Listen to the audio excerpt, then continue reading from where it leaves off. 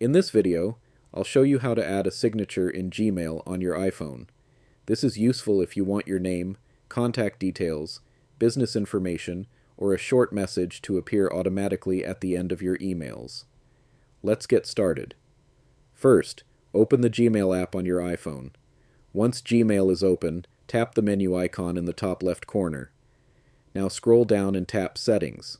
If you have more than one Gmail account connected, select the account where you want to add the signature. Next, scroll down until you find Signature Settings. Tap on it.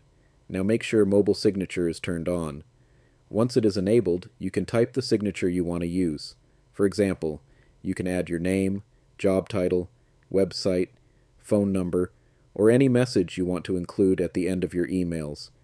After typing your signature, tap Done in the top right corner to save it. Now, whenever you compose a new email from the Gmail app, your signature will be added automatically at the bottom of the message. And that's it. That's how to add a custom Gmail signature on your iPhone.